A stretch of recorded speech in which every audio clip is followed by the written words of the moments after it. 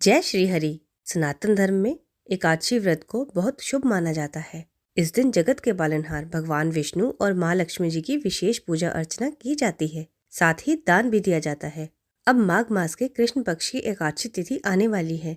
अगर आप भी एकादशी का व्रत रखते हैं तो चलिए आपको बताते हैं इस साल छठतिला एकादशी का व्रत कब रखा जाएगा और व्रत का पारण मुहूर्त क्या रहेगा। माघ मास के कृष्ण पक्ष में आने वाली एकादशी को छठतिला एकादशी कहते हैं।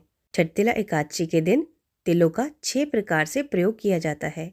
इस दिन भगवान विष्णु को भोग में तिल अर्पित करना चाहिए और तिलों का ही दान करना चाहिए। इसके अलावा इस पावन दिन नहाने के पानी में तिल मिलाकर स्नान करना चाहिए।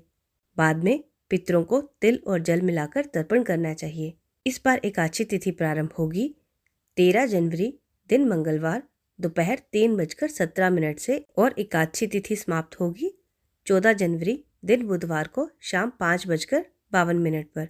दशमी तिथि के नियमों का पालन इस बार मंगलवार को किया जाएगा। एकादशी का व्रत रहेगा 14 जनवरी बुधवार को। सभी वैष्णवजन गृहस्थजन एकमात्र इसी दिन का व्रत रखेंगे क्योंकि इस दिन ब्रह्म मुहूर्त में एकादशी है। द्वादशी तिथि प्रारंभ होगी 14 जनवरी बुधवार की शाम 5:53 से और द्वादशी तिथि की समाप्ति होगी 15 जनवरी गुरुवार की रात 8:16 पर। हरिवासर का समय द्वादशी तिथि लगते ही प्रारंभ हो जाता है। 15 जनवरी गुरुवार को सुबह 12:29 तक हरिवासर का समय समाप्त हो जाएगा। जब तक हरिवासर रहता है तब तक एकादशी का व्रत नहीं खोला जाता, ऐसा शास्त्रों में स्पष्ट रूप से वर्णन किया गया है। व्रत की पारण तिथि और शुभ मुहूर्त रहेगा 15 जनवरी गुरुवार को सुबह 7:15 से 9:21 तक। एकादशी व्रत में जितना महत्व व्रत रखने का होता है उतना ही महत्व व्रत खोलने का भी होता है। इसलिए हमेशा शुभ मुहूर्त के अंदर ही व्रत का पारण होना चाहिए। एकादशी के दिन अन्न तथा चावल या चावल से बनी कोई भी वस्तु का त्याग करना चाहिए।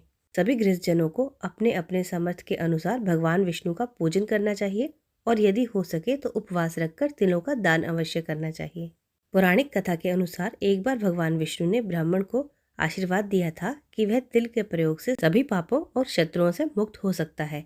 तिल का दान, तिल से स्नान और तिल से पूजन करने से जीवन में सुख शांति आती है और दुर्भाग्य दूर हो जाता है। व्रत रखने वाले भक्तों को एकादशी से ठीक एक दिन पहले यानी दशमी तिथि के नियमों का पालन करते हुए तुलसी के पत्ते तोड़कर रख लेने चाहिए। फिर एकादशी के दिन अपने सामर्थ्य के अनुसार निराहार, निर्जला या फलाहार ग्रहण करके श्रद्धा के साथ एकादशी का व्रत रखना चाहिए।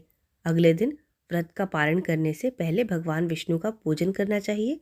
इसके बाद अपने सामर्थ्य के अनुसार किसी वैष्णव, किसी ब्राह्मण या किसी निर्धन जरूरतमंद व्यक्ति को दान की सामग्री देकर ही व्रत खोलना चाहिए।